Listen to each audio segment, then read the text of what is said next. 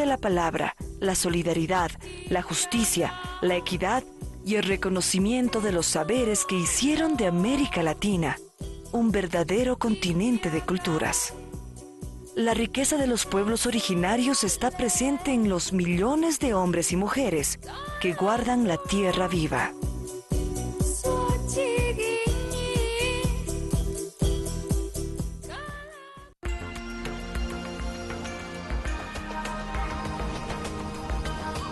Avia Yala Televisión.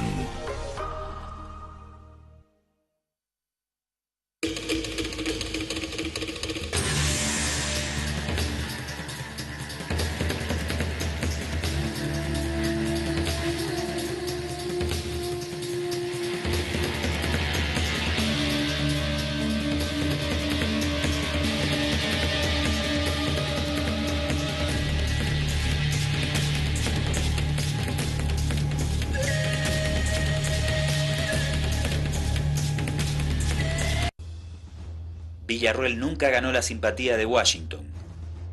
Finalmente sería asesinado en el Palacio Presidencial, junto a sus colaboradores más cercanos tras una emboscada popular el 21 de julio de 1946.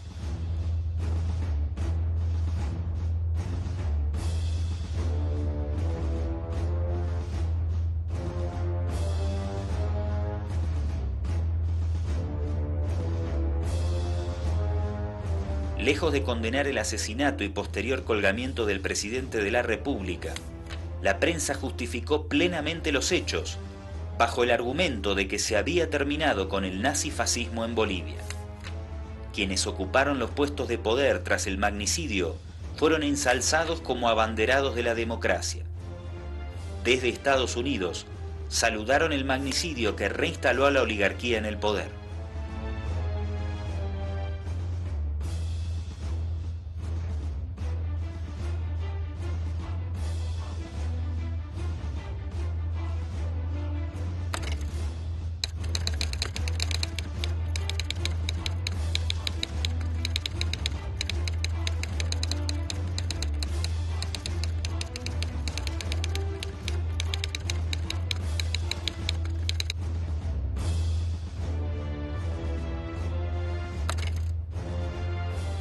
Villarroel fue la última expresión del socialismo militar boliviano. Pero en el país estaba gestando un movimiento popular que 6 años después lograría desplazar para siempre a la rosca minera. La intervención estadounidense en los asuntos internos de Bolivia no se detendría.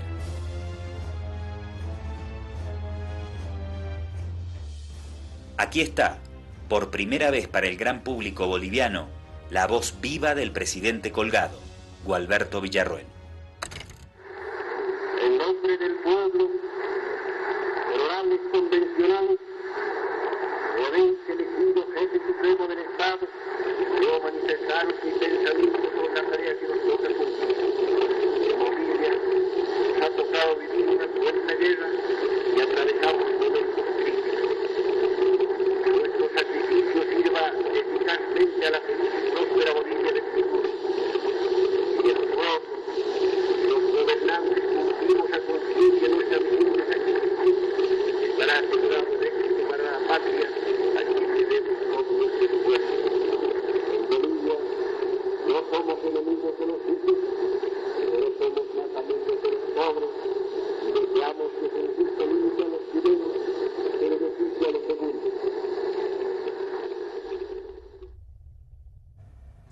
Bueno, muy buenas noches, bienvenidas y bienvenidos. Esto es Ojo con los Medios y queríamos obviamente arrancar con este homenaje al presidente colgado Gualberto Villarroel cuando se han cumplido ayer 70 años, ¿no? 70 años de este magnicidio tan significativo para la historia de Bolivia. Le damos la más cordial bienvenida hoy aquí en los estudios al ministro de la Presidencia, Juan Ramón Quintana. ¿Cómo le va, ministro? Muy buenas noches, Andrés. Doctor Vázquez, buenas noches. Ministro, ¿cómo le va? Muchas gracias por la invitación. Bueno, cuando deje de ser ministro, Juan Ramón Quintana va a ser nuestro columnista estrella sobre asuntos gringolandis. ¿Lo comprometemos de una vez? Absolutamente. Bueno, ministro, termina una semana tensa. Quiero hacerle unas preguntitas antes de entrar en los temas por los que lo habíamos convocado primariamente. Termina una semana tensa por todo lo que sucedió con la delegación que fue hasta Chile. ¿Cómo se vivió en el Ejecutivo? Bueno, se ha hecho un seguimiento escrupuloso al despliegue, al movimiento de la delegación nuestra, a la cabeza del canciller. Y bueno, cada minuto que pasó durante todo ese trabajo de inspección y verificación de los abusos, de la violación del propio Tratado de 1904 y de los acuerdos de comercio y de libre tránsito que se tienen, cada minuto que pasaba, por supuesto, nos generaba una enorme indignación, no solamente al gobierno, sino también a todo el pueblo boliviano y a todos aquellos ciudadanos y ciudadanas de la región de América Latina que se suponen comparten de algún modo su indignación por el maltrato al que es objeto permanentemente los choferes, los conductores del Servicio de Transporte Internacional de Carga, lo propio de pasajeros. Entonces, de todas maneras, este trabajo de la delegación lo que ha permitido es desnudar en gran parte esta suerte de médula colonial con la que todavía pervive una parte de la sociedad chilena y particularmente una parte del gobierno chileno. Nos ha permitido evidenciar este doble estándar de coexistencia entre esta vieja herencia, no solamente colonial, sino también autoritaria, que instaló Pinochet desde la década de los 70, y por supuesto esto tiene que ver también con esta presunción del viejo Estado chileno portaliano, que se cree como una especie que se autoconsidera como una suerte de gendarme regional. Entonces, esto que ha ocurrido en esta semana ha permitido ver este conjunto de factores que en definitiva son los que determinan la conducta del Estado chileno, retroalimentada, por supuesto, insisto, por una visión fuertemente colonial de desprecio sobre Bolivia, sobre los ciudadanos y ciudadanas bolivianos y bolivianas, de racismo explícito y yo diría de la mayor desconsideración a los derechos constitucionales y por supuesto a los propios derechos humanos. Entonces, insisto, se ha puesto en evidencia esta expresión medular del Estado chileno que oscila entre la construcción del Estado portaliano y el Estado pinochetista. Por lo tanto, hay una profunda carga de subestimación respecto a Bolivia. Pero también creo que es interesante no solamente mirar este escenario desde la perspectiva de la violación de ciertos acuerdos y de derechos, sino también creo que es una reacción gubernamental frente a la modificación, frente a la transformación del peso geopolítico que ha empezado a adquirir Bolivia. Chile detrás de la agenda de Bolivia. ¿Ustedes sienten que hay una diferencia entre la Cancillería chilena y el Ejecutivo de Michelle Bachelet?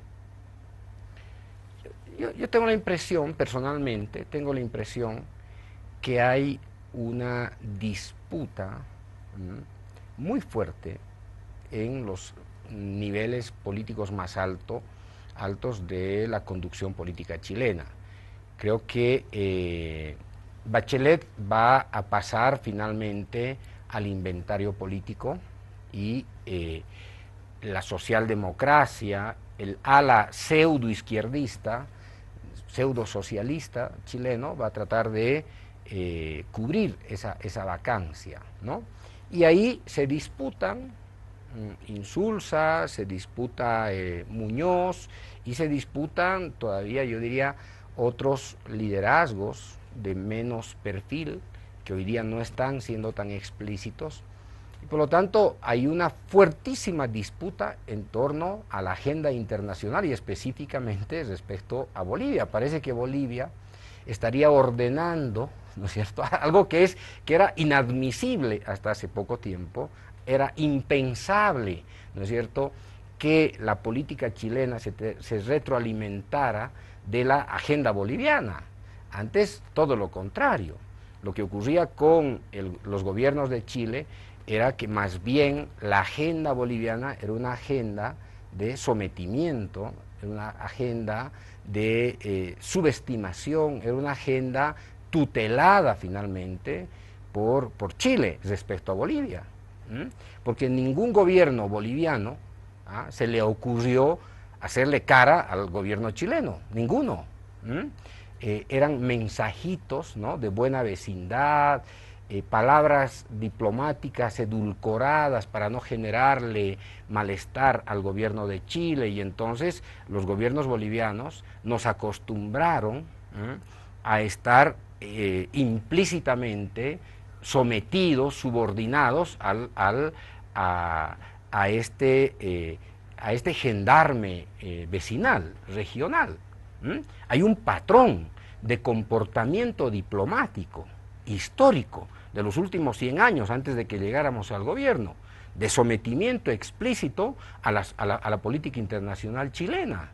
Es decir, y eso simplemente es cuestión de revisar las agendas, es cuestión de hacer seguimiento a los debates, es cuestión de verificar, ¿no es cierto?, la dinámica de la relación entre Chile y Bolivia.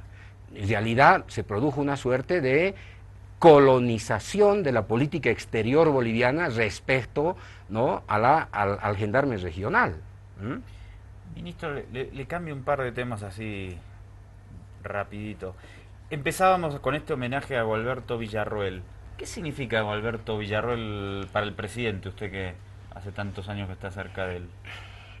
Bueno, para el presidente, tanto Germán Busch como Gualberto Villarroel constituyen los dos grandes paladines de la resistencia, de la lucha, de la revolución nacional antes de que esto ocurriera el 52. Es decir, para el presidente Evo, quienes han forjado la revolución nacional son Germán Busch y Gualberto Villarroel. Es una figura muy presente. Muy fuerte para el presidente Evo. De hecho, el presidente Evo evoca permanentemente las frases de Germán Busch. Una de ellas es cuando Germán Busch dice, yo he llegado a la presidencia no para complacer, ¿no es cierto?, al capital.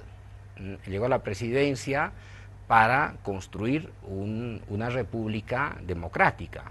Y obviamente también evoca esa frase célebre de Gualberto Villarroel, que yo no soy enemigo de los ricos, pero soy más amigo de los pobres. Y recuerda muy bien el presidente Evo, seguramente eso aprendió en su infancia, en las clases de historia del colegio, recuerda mucho que Villarroel impulsó prácticamente el primer congreso indigenal que dio lugar, entre otras cosas, a un conjunto de rebeliones indígenas, especialmente en Ayopaya, en el departamento de Cochabamba, que de grupos, de sectores campesinos que pelearon para acceder a la tierra. En realidad, los que sembraron la semilla de la Revolución Nacional fueron Busch y Villarroel para el presidente Evo. Y el fin, además del mitanaje y el pongueaje, claro, un hecho que marcó también fundamental, ¿no? Por eso también la hazaña con la cual fue asesinado. Sí, bueno, hay diversas interpretaciones, tanto por la muerte de Germán Busch, suicidio o asesinato, ¿no? Y también quienes promovieron el colgamiento de Gualberto Villarroel. Pero no cabe la menor duda, no cabe la menor duda que en el caso de Germán Busch hubo un cerco oligárquico a partir de su definición respecto al capital. Y esta decisión de que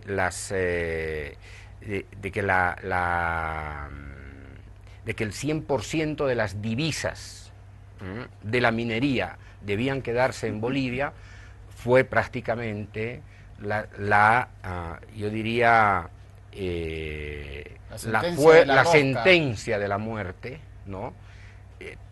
Y Germán Busch fue un hombre extraordinario, valiente, con una inteligencia igual atípica, como para suicidarse simplemente porque lo amenazara una rosca. Busch estuvo en la guerra del Chaco, fue el que creó lo que se llama el satinaje, la microguerrilla dentro de la guerra del Chaco. Se enfrentó a los paraguayos, a los pilas, penetró las filas, las líneas enemigas de los paraguayos, se fue hasta la retaguardia y volvía a la vanguardia boliviana. Era un hombre con una valentía extraordinaria y personalmente no creo que se haya suicidado. Es decir, semejante acumulación de coraje y de valentía no le daba como para suicidarse. Y en el caso de Villarroel estaba absolutamente claro que más allá de los fusilamientos de Chuspipata, ¿no?, más allá de esa decisión también valiente de contener el golpe el año 45, en realidad empezaron a intentar golpearlo desde que tomó el poder, ¿no es cierto? Pero lo cierto es que también fue emboscado, fue cercado por una oligarquía que no toleraba que se pensara en dar derechos a los indígenas, en dar derechos a los campesinos, en liquidar el pongueaje. Es decir, ¿a qué oligarquía, a qué aristocracia, a qué régimen semifeudal, ¿no es cierto?, a cuál se le puede aceptar, diríamos, de manera complaciente que se le terminara el poder? Ministro, hablando de régimen semifeudal, venimos un poquito más acá en los años. Hace rato que hay una campaña importante a través de los medios y algunos políticos para victimizar a Leopoldo Fernández. Usted vivió de cerca los hechos de la masacre del Porvenir, con sucesos muy dramáticos en aquellos momentos del 2008. Quisiera que haga pedirle alguna valoración sobre aquella historia de la masacre y sobre Leopoldo Fernández, para mostrar una cara distinta aquí en Ojo con los Medios, ¿no? Sí. Bueno, mira, a ver, Leopoldo Fernández es el producto de un sistema republicano que permitió que existieran republiquetas, territorios liberados, ¿no?, al control y dominio cacical. Y ese fue el caso de Pando, el caso del Beni, una buena parte de Santa Cruz, ¿no?, y una buena parte también del Chaco. Leopoldo Fernández es un subproducto de lo que se puede llamar de la falta de estatalidad territorial. Y en ese contexto, con un poder político que gana por diversas vías, Leopoldo Fernández se convirtió prácticamente en un amo absoluto de toda una región. Pinochet decía que no se podía mover la hoja de un árbol sin su orden. Lo mismo sostenía Leopoldo Fernández en el departamento de Pando. Y entonces este es un poder que Leopoldo Fernández acumuló antes del 2008, 30 años antes. Y si uno mira la trayectoria política de Leopoldo Fernández logró primero consolidar su poder semifeudal, ¿no es cierto?, cacical, y luego logró salir de ese poder para instalarse en el poder nacional. Fue diputado, senador, fue ministro de gobierno, obviamente con escándalos de corrupción entre medio. Si hay algo que caracteriza a Leopoldo Fernández, en realidad es la corrupción, porque, es decir, él vivió en un sistema corrupto, le permitió al sistema corrupto corromperse y corromper, por lo tanto también es un producto de la putrefacción del viejo sistema de partidos políticos. Por lo tanto, con una, podríamos decir, con una experiencia en la administración ilegal, ilícita de recursos públicos en Pando, se traslada aquí al Parlamento Nacional y luego es ministro de Gobierno. Cuando fue ministro de Gobierno, el asalto que se produjo a los gastos reservados generó un conflicto entre Leopoldo Fernández y Tuto Quiroga. El yerno de Leopoldo Fernández era el administrador del Ministerio de Gobierno y el otro que manejaba el maletín de los gastos reservados era el hermano de Tuto Quiroga. Entonces estos se abalanzaban sobre los gastos reservados como cuervos sobre la carne fresca cada mes. Cada mes. Además, ministro, los cargos, esos gastos reservados era una característica de los gobiernos neoliberales, claro, en toda América Latina. Así era es. Como el motivo para hacer caja.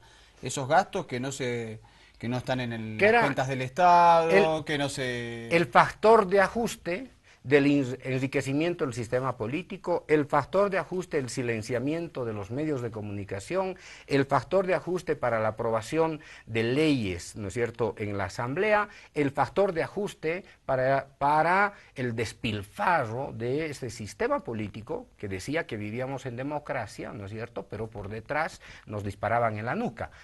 Es decir, si tú comparas lo que hizo Leopoldo Fernández en su condición de ministro de Gobierno, multiplícalo por 50 cuando era prefecto en Pando.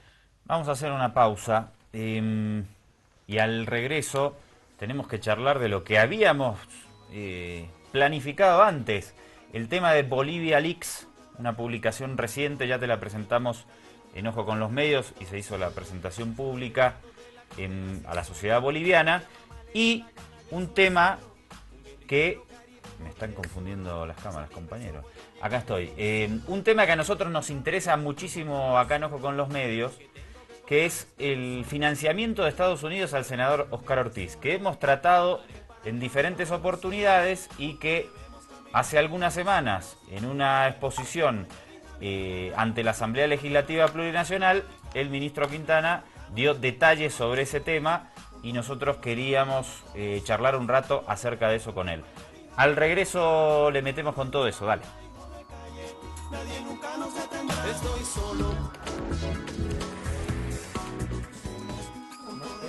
Esa es más jugosa.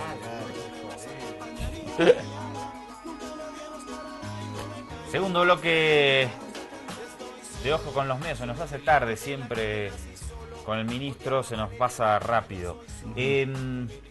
Vamos a ver lo que nosotros denunciamos oportunamente de Óscar Ortiz, porque sin ser demasiado acuciosos. Sí, es bastante sencillo. En su página web, Óscar Ortiz Antelo, dice Óscar Ortiz Antelo, nacido el 28 de septiembre, 45 años, senador nacional en representación del departamento de Santa Cruz, gestión 2015-2020, su trayectoria, etcétera. Y tenemos un banner a la derecha de su página web que dice Fundación Nueva Democracia. Si nos vamos a la página de la NED, de los Estados Unidos, vemos que la Fundación Nueva Democracia ha tenido en el 2015 un aporte de la Fundación... Solidario. Un aporte solidario, sí, de este organismo financiado por Estados Unidos para propiciar la democracia en otros países, de $50.090, ministro. De la NED. De la NED, Eso exactamente. solo 2015, pero viene desde hace un montón. Viene desde hace muchísimos años, pero actualizamos el dato a... Yo quisiera saber qué sucedería si mañana nos enteramos que el ministro Quintana tiene una fundación financiada por Irán. Sería un escándalo internacional. Pero esto nunca pasa nada. En principio, ¿es legal que un legislador tenga una fundación financiada por un organismo de Estados Unidos? Para la derecha es legal, ¿no? Que asaltes al prójimo, la derecha te legaliza porque es parte de la ley del mercado, ¿no? No, desde una perspectiva, digamos, jurídica es absolutamente ilegal, ilícito, ¿no? En su condición de senador. Está bien que sea presidente de alguna fundación, que pueda ser un presidente honorario, que pueda ser un presidente simbólico, pues está bien, no creo que no haya mayor problema. Pero en el caso de Ortiz, en su condición de senador, recibiendo dinero de una potencia extranjera, claro, la pregunta es, ¿cuál es? Bueno, si es legal o no, por supuesto que es ilegal, pero hay que ir mucho más allá. ¿Para qué? Claro. ¿Para qué utiliza esos $50.000 un senador del Estado plurinacional? Por lo tanto, ya hay una ruptura, no solamente ética, sino una ruptura de su fidelidad al Estado. Se supone que ha sido elegido como senador del Estado plurinacional. No ha sido elegido senador, ¿no es cierto?, para operar los intereses extranjeros de una potencia extranjera en función de la senaturía. Pero ahí sobre usted eso tiene más datos. Pero sobre cualquier eso, cosa, usted puede entrar en cualquier sitio web por Google al sitio de la NED y aparece ahí todo. Sí, público, pero no se ruboriza. Net.org y lo busca por países. Pero no, pero no se ruboriza para nada, no le afecta para nada. Porque para él es normal recibir plata de una potencia extranjera, ¿no es cierto? Además, para fines de desestabilización de un gobierno democrático. Pero no solamente eso, Andrés. Lo que pasa es que hay que hacer yo creo un estudio mucho más riguroso sobre el papel de Ortiz. Sí. No solamente porque recibe financiamiento, sino porque ha sido uno de los operadores más importantes de la Embajada de los Estados Unidos, involucrado en el golpe cívico-prefectural 2007-2008, para empezar. Y eso no lo dice Juan Ramón Quintana, eso lo dicen los Wikileaks. Para empezar, en primer lugar, es uno de los grandes operadores políticos de un gobierno extranjero. Y a continuación, su financiamiento, ¿sí? Primera cosa. Cuando dices, pero este es un operador político, claro. ¿Era presidente del Senado en 2008, sí, ¿no? Iba casi todos los días a la embajada a reportar, ¿no es cierto?, la situación política que vivíamos difícilmente los bolivianos el año 2007 y 2008. Y los gringos reportan toda su comparecencia ante la embajada. Simplemente les voy a leer las veces que fue a la embajada a reportar la situación política y a sugerir y a rogar que el gobierno de los Estados Unidos se ponga rudo contra el proceso de cambio. No lo lea, ministro, porque dice confidencial. No, es confidencial. El Cable, 06, La Paz, 13-17. Las perspectivas de la oposición son débiles para las elecciones de la Asamblea Constituyente. Mira, Ortiz frente al embajador Greenlee, 16 de mayo del 2006. Hablando sobre el tema de la constituyente. La media luna golpea. ¿Cuál lado pestañeará primero? Confidencial. 7 de septiembre del 2006. 10 de octubre del 2006. 12 de febrero del 2007. 7 de noviembre del 2007. 28 de noviembre del 2007. 28 de marzo del 2008. El señor Ortiz se la pasaba más tiempo en la embajada de los Estados Unidos que cumpliendo su rol de presidente del Senado. Y en un momento de desestabilización de la Asamblea Constituyente Pero ni siquiera estuvo, en su condición de presidente del Senado, ni siquiera estuvo en la cuando se aprobó, se promulgó la nueva constitución política del Estado plurinacional. Estaba rindiendo cuentas en Washington el señor. Entonces, primera cosa que tienes, que era un soplón. Pero era un soplón del más alto nivel, podríamos decir, de confidencialidad del gobierno de los Estados Unidos. Primera cosa. Por eso le dan $50.000 por No, mes. pero eso no es nada, Andrés. Eso no es nada. Eso es para que se tome un cafecito. ¿Ah? Pero el señor Ortiz... ¿Por qué esto no escandaliza a la clase política? Por el cinismo de la derecha, porque además una gran parte de la derecha hoy día, en realidad, está atrapada como estaba atrapado Ortiz. Carmen Eva González, el senador Murillo, el falsificador de la libreta de servicio militar, la diputada Millares, todos rinden cuentas hoy día a la embajada norteamericana. Pero no el tienen. acostumbramiento social a que es normal que Estados Unidos ejerce este tipo de control político sobre sus figuras públicas. Pero por supuesto. Si tenemos 100 años de injerencia, de intervención de los Estados Unidos en el país, 100, y el ciclo del neoliberalismo multiplicó por 5 la intervención política, económica, social, cultural, financiera de los Estados Unidos. En realidad éramos una colonia. Pero yo no... Éramos una colonia. Pero mira, siguiendo sobre Ortiz. Vamos, pero, más datos. Mira, la Fundación Nueva Democracia, cuyo presidente, cuyo director es Óscar Ortiz Antelo desde el año 2011, recibe plata de la Fundación Nacional para la Democracia, la que ustedes han señalado, $50.000 por año. Recibe plata de la Red Liberal de América Latina, RELIAL, pero recibe plata de Atlas Economic Research Foundation, Atlas Network, y recibe plata de la Fundación Konrad Adenauer. Recibe millonada de plata, no recibe los $50.000, querido Andrés. Ahora bien, aquí dice, recibe plata del Atlas Network y recibe plata de la NED. ¿Pero qué es la NED? ¿De dónde recibe plata la NED? La NED es una institución que pertenece al Congreso de los Estados Unidos, ¿sí? Y es una institución que dice que no tiene fines de lucro, pero ¿de dónde recibe plata la NED?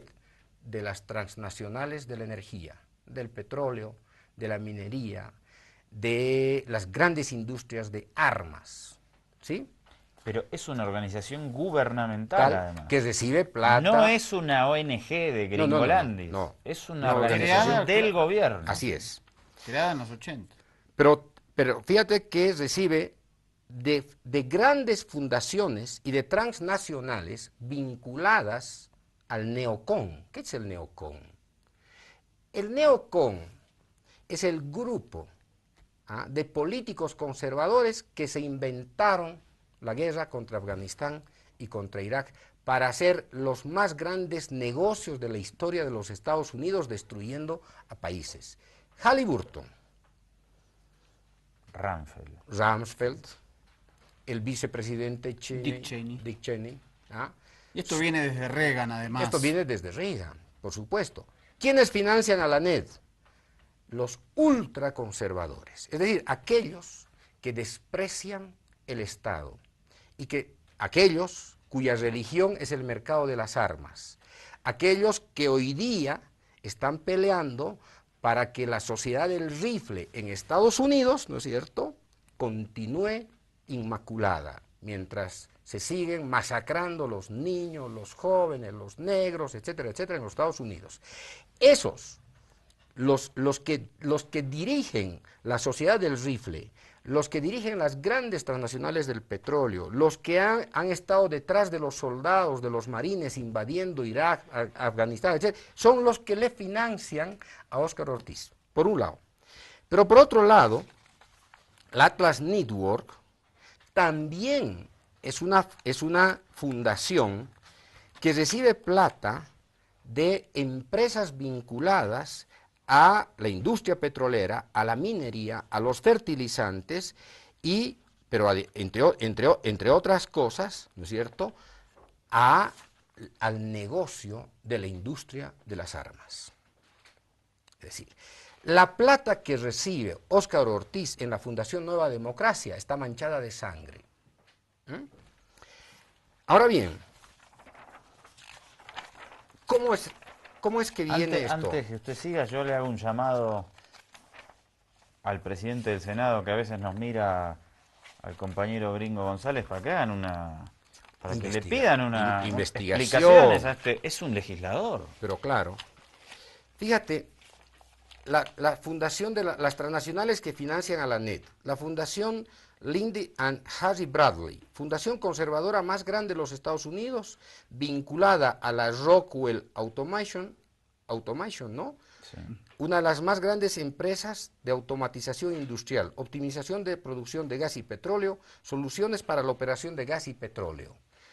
La que le da plata a la NED, la Fundación Smith Richardson, una de las fundaciones conservadoras más importantes de Estados Unidos, VIX, propiedad de la multinacional, industria farmacéutica. Todos sectores hiperconcentrados de la economía. Esas grandes transnacionales le dan plata a Ortiz. Y Ortiz se ha convertido en las últimas semanas en vocero, ¿no?, contra la nacionalización. Ha estado criticando, ¿no es cierto?, que el gobierno se está gastando las reservas de gas que tenemos, ¿no es cierto?, y que por lo tanto no vamos a tener reservas los próximos años. ¿Quiénes más le financian a Óscar Ortiz? Atlas Network, Fundación Charles Koch Charitable Industrias Koch, el imperio industrial de los hermanos Koch, empresas que conforman las industrias Koch, compra y refinación de petróleo, fabricante y distribuidor de papel, tejidos, productor y distribuidor de fertilizantes, petróleo y energía. ¿Sí? Entonces, Ortiz recibe plata de las transnacionales y por lo tanto rompe su relación de fidelidad, ¿no es cierto?, de lealtad al Estado plurinacional. Se ha convertido en un peón de las transnacionales y por eso es que su filosofía política es destruir al gobierno nacional, porque claro, porque el gobierno nacional tiene el patrimonio de la nacionalización, le concede al Estado su participación en la economía, y si hay algo que detesta Ortiz por su formación política e ideológica como miembro del directorio Mount Pelerin Society, cuya religión es el Estado mínimo, ¿no?, al estilo de Nozick, ¿no es cierto? Sí, sin controles. Sin control, sin regulación, piedra libre, ¿no es cierto? Es uno de los voceros del libre mercado más radical que tenemos en la Asamblea. Es decir, cuando habla Ortiz, no está hablando el senador electo, está hablando por las transnacionales, por su formación política, por su obediencia política al Congreso de los Estados Unidos. Un Congreso que permite el lobby, está legalizado el lobby en los Estados Unidos y que integrantes de estas empresas multinacionales sean parte y cada vez más de los distintos gobiernos de los Estados Unidos. Hagamos un corte, por favor. Obviamente que el senador Ortiz tiene el derecho a tener la ideología que más le convenza y a difundir esa ideología. Lo que no tiene derecho es a ser financiado por una potencia extranjera, siendo un legislador de la Asamblea Legislativa Plurinacional. Esto es una obviedad. Lo que termina sucediendo muchas veces en Estados Unidos, lo vemos siempre, es que los políticos cuando terminan su servicio público son contratados por esas empresas y son sus directores. ¿Por qué pasa eso? Porque en realidad ya eran sus empleados antes. Ese es el trabajo de lobby que hacen estas grandes empresas. Es la devolución de favores por lo Claro, que hicieron claro. ellos como Así es. como Y eso- legisladores. Eso ha llegado aquí. Así es. Con unas valijas llegaron. Nos nada parece, más, ¿no? a nosotros de este lado, Mariano, hace rato que hablamos de Oscar Ortiz, nos parece súper escandaloso esto. Sí. Pero después sentimos también frustración porque nadie, incluso desde la bancada del MAS, nadie dice nada en la asamblea, porque Ortiz es uno de los principales voceros de la oposición. Sí, pero Andrés, sí, antes de ir al corte, una cosa. Lo que pasa es que es un impostor, ¿no? Insisto, es el vocero de empresas transnacionales, pero otra cosa. Este señor no ha rendido cuentas como corresponde, y por lo tanto yo presumo que es un gran corrupto, no ha rendido cuentas de la cantidad de dinero que le ha llegado a través de las fundaciones extranjeras o de las ONGs extranjeras. Solamente, mira, ingresos de la fundación, el año 2011, declara 421.000 bolivianos, el 2012 605.000 bolivianos, el año 2013 no declara, no declara, el año 2014 907.000 bolivianos y el año 2015 592.000 bolivianos.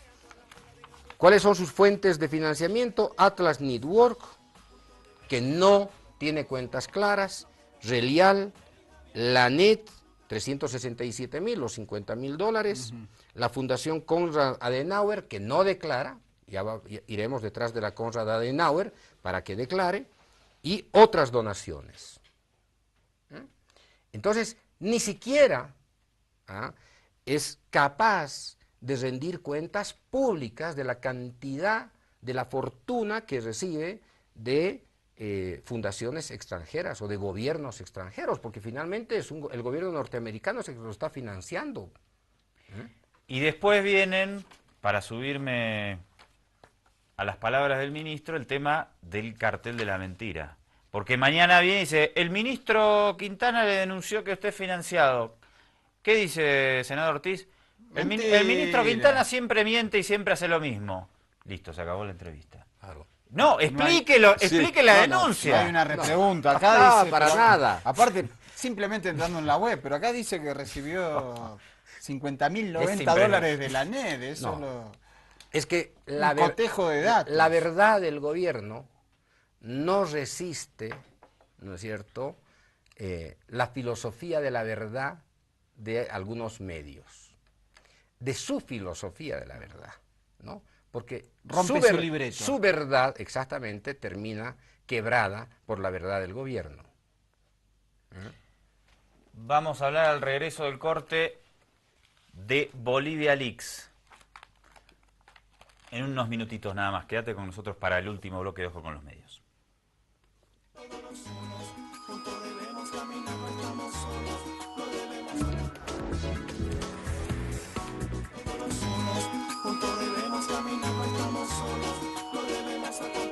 Seguimos en Nadia Ayala y la presentación de Bolivia Leaks se hizo la semana pasada. Coordinador Juan Ramón Quintana sigue produciendo materiales, ministro, que van en la línea de siempre denunciar la injerencia de Estados Unidos. ¿Qué, en el caso de Bolivia Leaks, qué podemos destacar como nuevas revelaciones? En realidad, Bolivia Leaks es un libro que confirma de manera absolutamente objetiva todas aquellas denuncias que hicimos como gobierno desde el primer día que llegamos, que el presidente llegó al gobierno y que nos eligió para formar parte de su gabinete. Y dijimos desde el primer día que en Bolivia había una maquinaria extraterritorial que durante los 20 años del neoliberalismo había gobernado el país, interviniendo en decisiones económicas, políticas, culturales, sociales, de inteligencia, militares, policiales. Es decir, que los gobiernos de Víctor Paz Estenssoro, de Sánchez de Lozada, de Paz Zamora, de Tuto Quiroga, de Banzer, eran simplemente un simulacro de gobierno, porque los que verdaderamente gobernaban el país era la embajada americana a través del conjunto de agencias, ¿no? Y de instrumentos de dominio instalados en Bolivia. El Fondo Monetario Internacional, el Banco Interamericano, el Banco Mundial, el aparato financiero que impuso un modelo económico en Bolivia. Señalábamos que las agencias de inteligencia estaban penetradas por el gobierno de los Estados Unidos, tanto por la DEA, la NAS, como la CIA.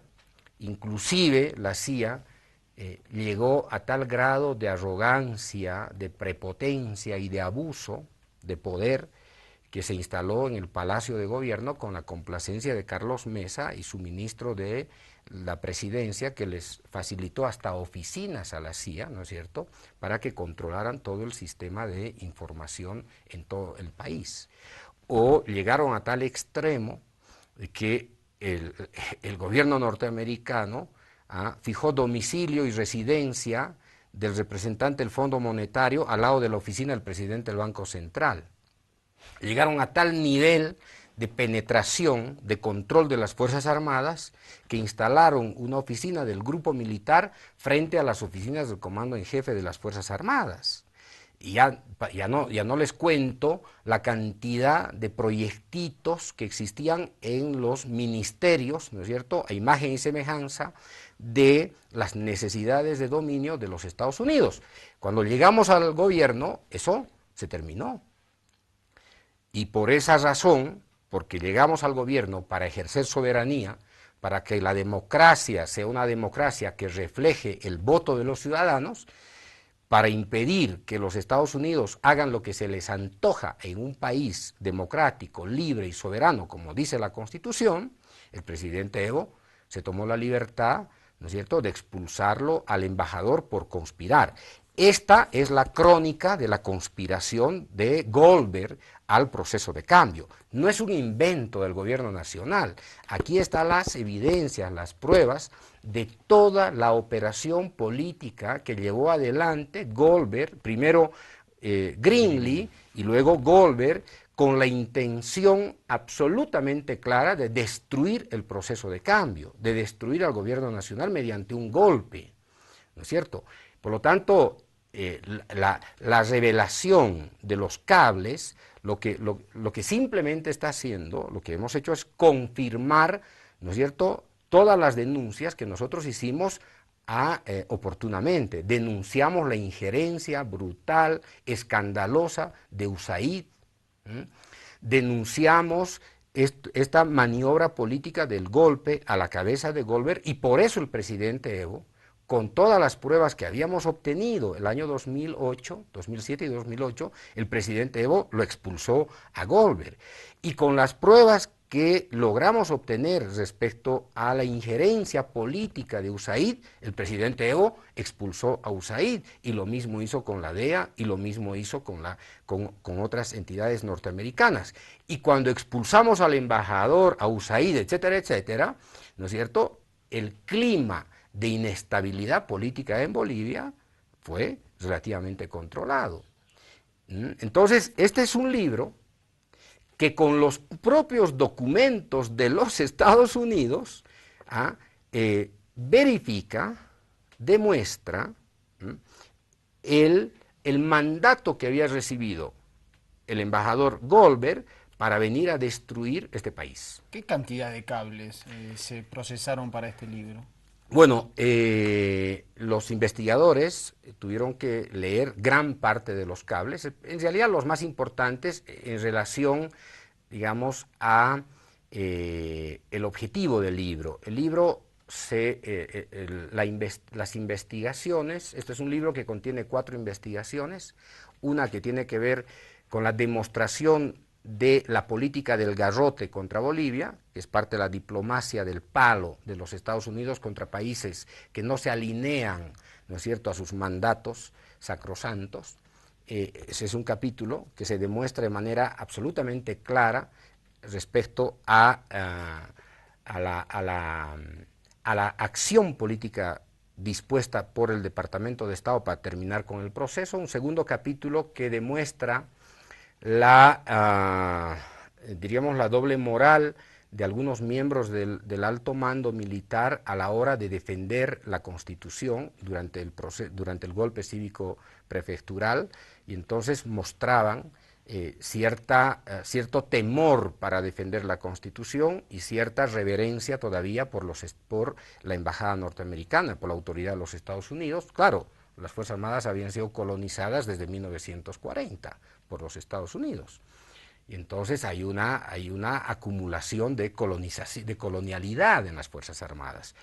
Hay otro capítulo que trabaja sobre toda la política exterior norteamericana en América Latina para desprestigiar al presidente Evo y al gobierno nacional a partir del concepto de que el gobierno de Evo era un gobierno autoritario, antidemocrático, pero que además estaba sosteniendo de alguna manera, aunque indirectamente, una política antidroga equivocada, porque no estaba alineada a la política antidroga norteamericana.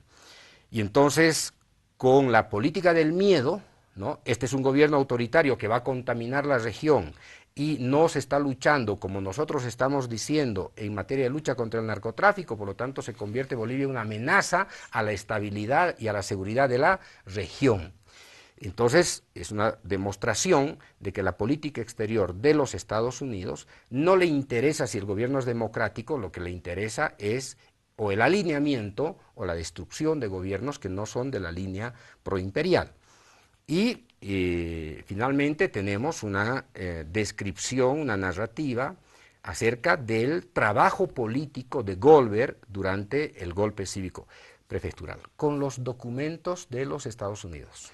Ministro, nos tenemos que ir. Una última muy cortita. ¿El Ministerio de la Presidencia se va a continuar en esta postura de ser una usina intelectual de estos materiales contrahegemónicos? Por supuesto. Si no, ¿para qué tendrías también en un gobierno antiimperialista un Ministerio de la Presidencia? El Ministerio de la Presidencia no es un ministerio decorativo. Vamos a seguir trabajando, de hecho vamos a producir la segunda parte de Bolivia Leaks, justamente para que nuestros amigos... El otro periodo.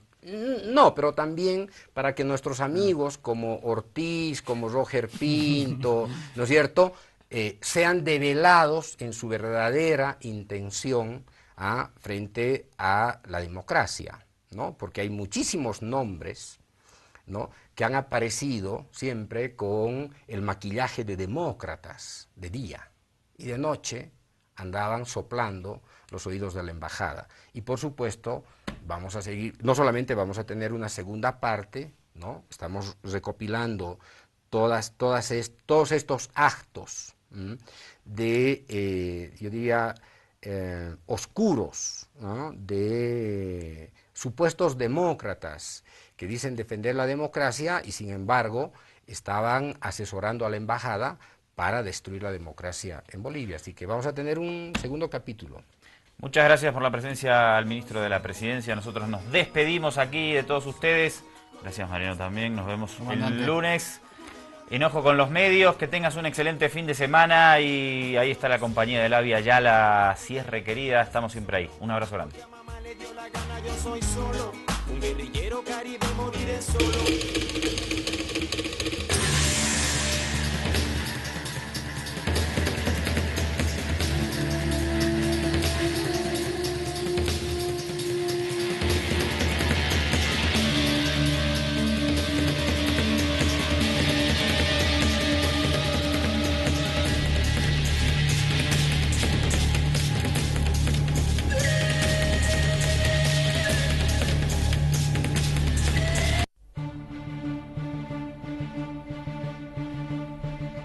homenaje a nuestra tierra usurpada. Jefe Supremo del Estado, debo manifestaros mi pensamiento sobre la tarea que nos toca cumplir.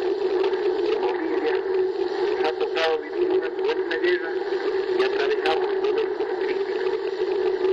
Que nuestro sacrificio sirva eficazmente a la feliz y próspera Bolivia del futuro. Y que nosotros, los gobernantes, cumplimos a conciencia nuestra misión de sacrificio. Estará asegurado el éxito para la patria a quien debemos todo nuestro esfuerzo. En Bolivia no somos enemigos de los ricos, pero somos más amigos de los pobres y deseamos que se injusto límite a los chilenos que beneficie a los segundos. Bueno, muy buenas noches, bienvenidas y bienvenidos. Esto es Ojo con los Medios y queríamos obviamente arrancar con este homenaje al presidente colgado Gualberto Villarroel, cuando se han cumplido ayer 70 años, ¿no? 70 años de este magnicidio tan significativo para la historia de Bolivia. Le damos la más cordial bienvenida hoy aquí en los estudios al ministro de la Presidencia, Juan Ramón Quintana. ¿Cómo le va, ministro? Muy buenas noches, Andrés. Doctor Vázquez, buenas noches. Ministro, ¿cómo le va? Muchas gracias por la invitación. Bueno, cuando deje de ser ministro, Juan Ramón Quintana va a ser nuestro columnista estrella sobre asuntos gringolandis. ¿Lo comprometemos de una vez? Absolutamente. Bueno, ministro, termina una semana tensa. Quiero hacerle unas preguntitas antes de entrar. Esta suerte de médula colonial con la que todavía pervive una parte de la sociedad chilena y particularmente una parte del gobierno chileno, nos ha permitido evidenciar este doble estándar de coexistencia entre esta vieja herencia, no solamente colonial, sino también autoritaria, que instaló Pinochet desde la década de los 70, y por supuesto esto tiene que ver también con esta presunción del viejo Estado chileno portaliano, que se cree como una especie que se autoconsidera como una suerte de gendarme regional.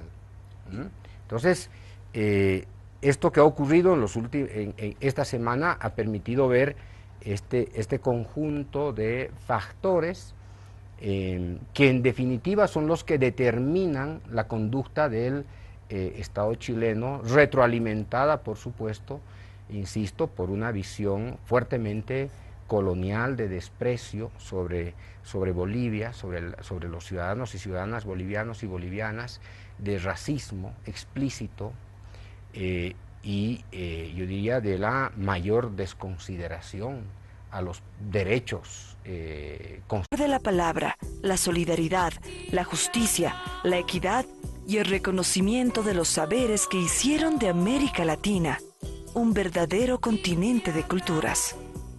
La riqueza de los pueblos originarios está presente en los millones de hombres y mujeres que guardan la tierra viva.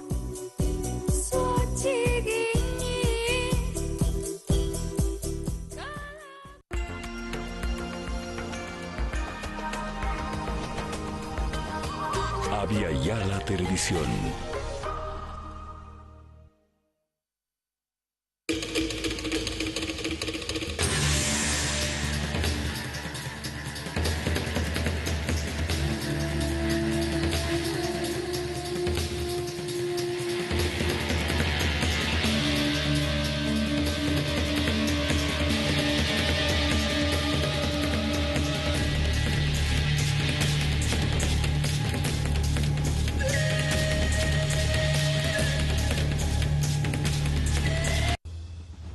Villarroel nunca ganó la simpatía de Washington. Finalmente sería asesinado en el Palacio Presidencial, junto a sus colaboradores más cercanos tras una emboscada popular el 21 de julio de 1946.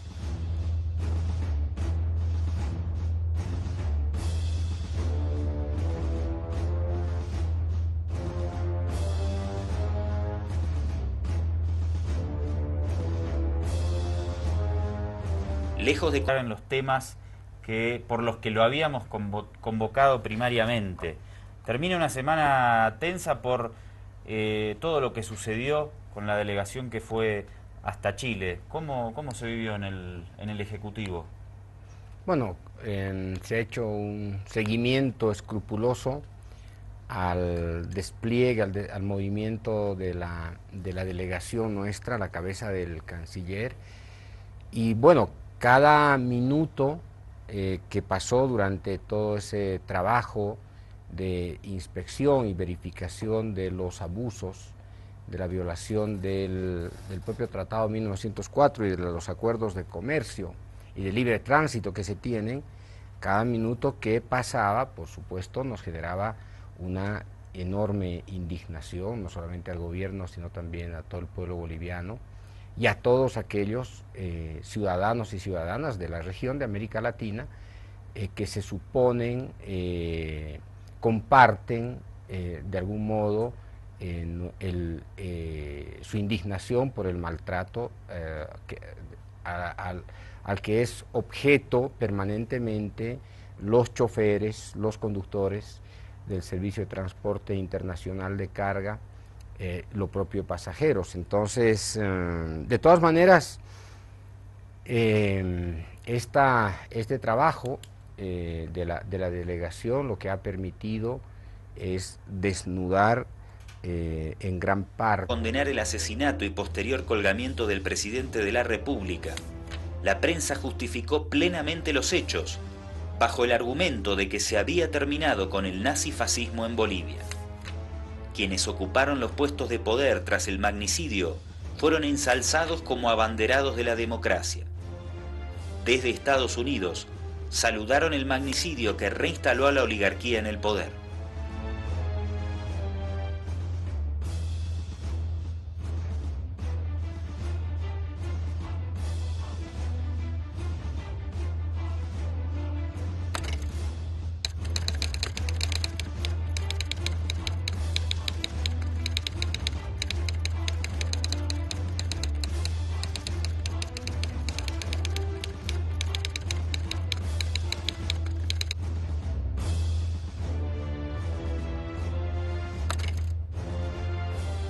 Villarroel fue la última expresión del socialismo militar boliviano. Pero en el país estaba gestando un movimiento popular que 6 años después lograría desplazar para siempre a la rosca minera. La intervención estadounidense en los asuntos internos de Bolivia no se detendría.